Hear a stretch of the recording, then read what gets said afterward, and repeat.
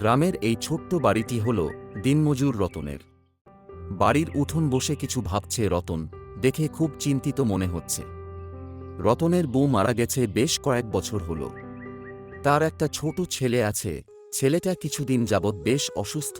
দরিদ্র রতন টাকার অভাবে না পারে ছেলের চিকিৎসা করাতে, না পারে ভালো কিছু খাওয়াতে। উঠোনে বসে অনেক ভাবার পর উঠে তার বন্ধুর বাড়ির দিকে হাঁটতে লাগল রতন।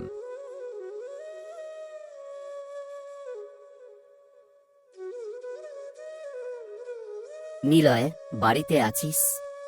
তারপর কিছুক্ষণ ডাকার পর তার বন্ধু নিলয় বেরিয়ে আসলো।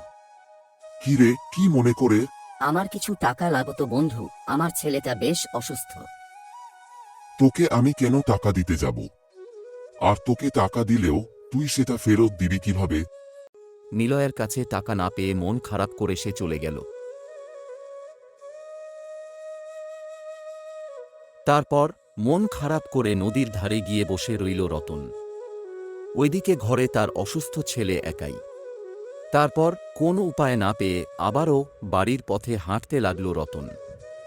এমন সময় একজন তাকে দেখে জিজ্ঞেস করল, এই যে মশাই একা একা কি বলতে বলতে যাচ্ছেন?